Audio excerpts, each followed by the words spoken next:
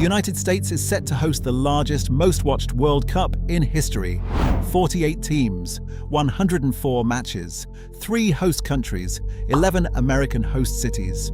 And as of this week, the president of the host nation is publicly threatening to pull matches from 4 of those cities, suggesting one of the qualified teams shouldn't show up for their own safety, and dealing with internal labor revolts at one of his marquee stadiums, all because of immigration policies he himself signed. This isn't a leak. It isn't speculation. Every detail you're about to hear has been on the public record for weeks, and most of it was put there by the administration itself. So how did the most powerful sporting event on Earth, 10 years in the planning, end up colliding with the president's own travel ban, his own war, and his own crackdowns? And what happens in 36 days when the stadium gates actually open? Let's go through it. To understand the size of the contradictions, you have to understand the size of the promise. In March 2025, 3 months into his second term, Trump signed an executive order in the Oval Office establishing a White House task force on the 2026 FIFA World Cup. He chaired it himself. The stated mission, in the order's own words, was to showcase the nation's pride and hospitality, and to facilitate comprehensive planning of what was described as the largest sporting event in the history of mankind. Sitting next to him, beaming, was FIFA President Gianni Infantino. For most of 2025, Infantino was rarely far from Trump's side. He arrived hours late to FIFA's annual Congress because he'd been with Trump on a tour of the Middle East. He opened FIFA's New York offices inside Trump Tower. After the Club World Cup final in July, he brought Trump onto the field to award the trophy to Chelsea, an awkward moment that visibly confused several of the players on stage. Then, in December 2025, days before the official World Cup draw in Washington, Infantino did something no FIFA president had ever done before. He created a brand new prize, called it the FIFA Peace Prize, and handed the first one to Donald Trump. So that's the public image going into 2026.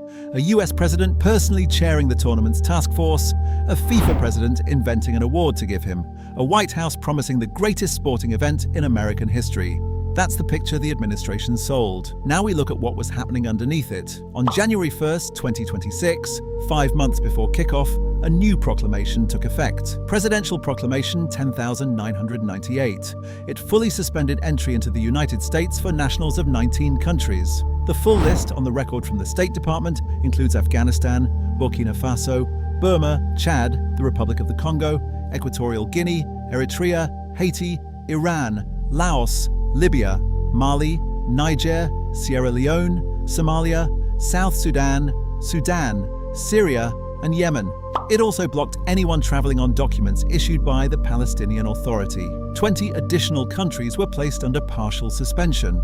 The administration's stated reason was vetting and national security. The Council on Foreign Relations summarized it as the latest step in a broader immigration agenda. 3 weeks later, the State Department went further. On January 21, 2026, it paused immigrant visa processing for nationals of 75 countries. The list included Brazil, Russia, Egypt, Nigeria, Pakistan, Lebanon, Jordan, Colombia, Senegal, and dozens of others. The official explanation, protecting Americans from migrants, the administration described as likely to use public benefits. Now, here's the nuance that matters, and that most coverage gets wrong. The 75-country pause applies only to immigrant visas, the green card pipeline. Tourists, athletes, and business visitors aren't directly affected by it. NPR even noted this carve-out, observing that demand for tourist visas was expected to spike specifically because of the World Cup and the 2028 Olympics. So on paper, the 75-country list shouldn't block fans from coming to a soccer match, but the 19-country full ban, Proclamation 10,998, is different. That one blocks both immigrant and tourist visas, and that is the one that hit the World Cup directly. Of the 48 teams that had qualified for the 2026 World Cup, 4 are on the full ban list: Iran, Haiti, Côte d'Ivoire, Senegal. For Haiti, that qualification was historic, the first World Cup appearance in 51 years. Their fans were ready to travel. They cannot. For Iran, it's their 7th World Cup. Their fans cannot travel either. The ban includes a carve-out. The actual players, coaches, and immediate family members are exempt and may apply for entry, but ordinary supporters from those 4 nations locked out unless they happen to already hold a valid US visa issued before January 1st. Then, on April 2nd, 2026, about 10 weeks before kickoff, the State Department expanded its visa bond program. Citizens from 50 designated countries now have to post a bond of up to $15,000 before being allowed in temporarily for tourism or business. Of the 50 countries, 5 had teams in the World Cup: Algeria, Cabo Verde, Côte d'Ivoire, Senegal, and Tunisia. So Côte d'Ivoire and Senegal, already affected, got hit twice. Their fans face both a travel ban and a $15,000 bond, depending on individual circumstances. The American Immigration Council, which has been tracking the policies match by match, summarized it bluntly. Fans from those qualified nations cannot attend any World Cup matches in the United States unless they had visas issued before the ban or qualify for one of 2 narrow exceptions. That was the situation on January 1st. The picture got worse by February. On February 28, 2026, the United States and Israel launched a coordinated series of airstrikes against Iran. The stated targets: Iran's nuclear facilities and ballistic missile program. The stated objective, according to a UK House of Commons library briefing on the conflict: regime change. Within days, Iran's supreme leader, Ayatollah Ali Khamenei, was confirmed dead, killed in one of the strikes. His son was named successor. Iran retaliated with missile and drone strikes on Israel and on US bases across the Middle East. Iran also closed the Strait of Hormuz, disrupting global oil shipping. A conditional ceasefire mediated by Pakistan was declared on April 8, 2026. As of this recording, that ceasefire is holding, but it's been described in the same House of Commons briefing as fragile and tied to ongoing nuclear talks. So now think about the calendar. Iran's national football team had qualified for the World Cup in March 2025. Their group had been drawn, Group G, with Belgium, Egypt, and New Zealand. All 3 of their matches were scheduled on US soil, 2 in Los Angeles, 1 in Seattle. Tickets were on sale, and then their country was at war with the host country. On March 11th, 2026, 11 days after the strikes began, Iran's sports minister Ahmad Donyamali announced on state television that Iran would not participate in the World Cup. He cited the killing of the supreme leader and what he described as a corrupt regime that had forced 2 wars on Iran. The Iranian Football Federation formally asked FIFA to relocate Iran's 3 group matches from the United States to Mexico. According to the American Immigration Council's reporting, that request was denied. 24 hours later, the situation got stranger. On March 12, 2026, President Trump posted on Truth Social. The full text archived at trumpstruth.org. The Iran national soccer team is welcome to the World Cup, but I really don't believe it is appropriate that they be there for their own life and safety. Thank you for your attention to this matter. 2 days earlier, Infantino had publicly assured the world that Iran would be welcome to compete. A White House official, speaking anonymously to reporters, had even confirmed Trump's private message to Infantino backing that position. Then came the Truth Social post. NBC News pointed out something striking in their coverage. Trump's wording was, in their words, an exceedingly rare break from the global commitment to athlete safety dating back to the Munich Olympics massacre in 1972. Iran's national team responded the same day. Their statement said no individual could exclude a country from the World Cup, and added that the only country that could be excluded was one that lacks the ability to provide security for participating teams. That second line was a direct shot at the United States, and here's the contradiction that Trump's own administration created in the same week. While the men's team was being told it shouldn't come for safety reasons, members of the Iranian women's national team were reportedly seeking asylum in Australia. Trump publicly offered to grant them asylum in the United States if Australia wouldn't. So in roughly 72 hours, the same administration warned the Iranian men's team away for their safety and offered the Iranian women's team political asylum. That was March. The story was not finished. Months before the strikes on Iran, before any of the visa drama, the president had already started a different kind of fight. He was threatening to pull matches out of his own country's host cities. October 14th, 2025. In a White House press event, Trump was asked about Boston, where 7 World Cup matches are scheduled at Gillette Stadium in Foxborough, including a quarterfinal on July 9th. The reporter mentioned a recent street incident. Trump's response, as captured by the Associated Press. He described Mayor Michelle Wu as intelligent but radical and said on Boston's matches, "We could take them away." He went on. He said he'd call Infantino, who he called phenomenal, and ask him to move the matches. He said Infantino wouldn't love to do it, but he'd do it very easily. Boston Mayor Wu's office pushed back, noting that host cities are bound by signed contracts. The next move came from FIFA Vice President Victor Montagliani, speaking at a sports business conference in London. His response: "It's FIFA's tournament and FIFA's jurisdiction. With all due respect," he said, "football is bigger than any current world leader and will outlast their slogans." That was the official line. A month later, in November, the threats were extended. A reporter asked about Seattle, which had just elected Mayor Katie Wilson, a candidate Trump described in the same press conference as very, very liberal/communist. Seattle has 6 World Cup matches scheduled at Lumen Field.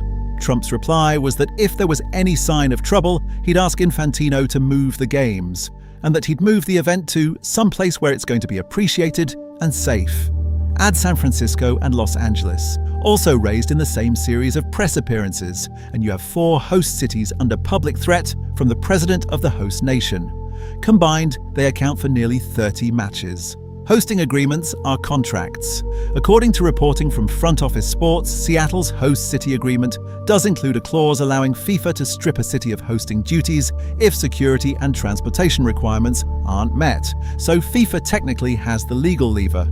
But moving games this close to kickoff would be, in the words of one analyst quoted at The Hill, unheard of. Not because it can't happen on paper, but because budgets, hotels, transit plans and stadium prep have been locked in for years. And here's where the official positions started moving. Standing next to Trump after the Boston comments, Infantino was asked whether moving matches was possible.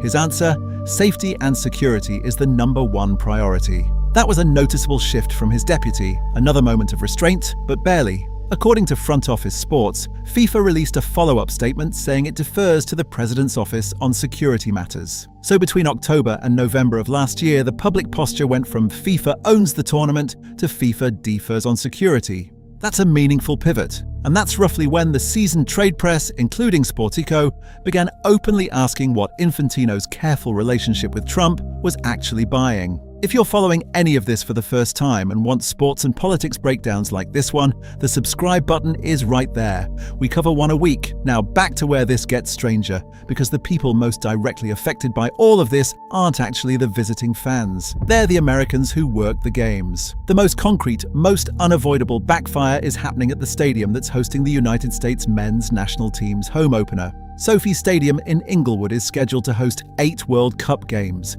including the United States versus Paraguay match on June 12th, the day after the tournament opens. The stadium's food, beverage and retail services are run by a contractor called Legends Hospitality. The roughly 2,000 workers who staff it on game days are represented by Unite Here Local 11, a hospitality union that has been negotiating without a contract. In April 2026, the Artsmos union filed an unfair labour practice complaint with the National Labour Relations Board. The complaint named Legends Hospitality, stadium owners Kroenke Sports and Entertainment, and FIFA itself. The charge that they had created an unsafe work environment by refusing to restrict the presence of immigration and customs enforcement officials at the 8 World Cup games. The union's co-president, Kurt Peterson, told the Los Angeles Times the union was prepared to strike heading into the World Cup if ICE wasn't kept away. He cited concerns about both worker safety and the safety of the international fans who would be passing through. Workers, many of whom are first-generation immigrants regardless of legal status, said in interviews that they feared detention. The union's anxiety wasn't abstract. Acting ICE Director Todd Lyons had told a House committee earlier in the year that ICE, specifically Homeland Security Investigations, would have, in his words, a key part in the security apparatus for the World Cup. He confirmed it under direct questioning from a New Jersey Democratic representative who asked whether ICE would consider suspending operations during the tournament. Lyons did not commit to any pause. A separate Human Rights Watch report citing data obtained under the Freedom of Information Act documented at least 167,000 ICE arrests in and around the 11 US host cities in just under 2 months, between January 20th and March 10th, 2025. That's the operational backdrop the World Cup is dropping into. 2 specific cases have surfaced repeatedly in coverage and matter for context. The first is the case of Mario Guevara, an Emmy-winning Atlanta-based journalist who, according to Human Rights Watch, was arrested in June 2025 while reportedly filming a political protest, transferred to ICE custody, and deported to El Salvador. The second, cited in the formal travel advisory issued by Amnesty International and over 120 civil rights groups, is the case of Renee Nicole Good, a 37-year-old woman who was shot and killed by an ICE agent on January 7, 2026, in Minneapolis. According to the advisory, she was serving as a legal observer of immigration operations near a bilingual school. The advisory itself is worth flagging. It's the first formal human rights travel advisory issued for a FIFA World Cup, hosted in the United States in modern memory. It warns visiting fans, journalists, and players about possible arbitrary detention, invasive phone and social media searches at the border, and conditions inside immigration detention. Behind the scenes, and this is where the FIFA boardroom story comes in, internal FIFA pressure has been building for months. According to reporting in The Athletic and summarized by Sportico, FIFA's senior management has been pressing Infantino to make a direct request to Trump for a moratorium on ICE raids during the 38-day tournament. What started as a request to keep ICE out of stadiums has, according to those reports, expanded into pressure for a nationwide pause. Whether Infantino actually made that ask and whether Trump entertained it has not been confirmed. The White House didn't respond to inquiries from the trade press.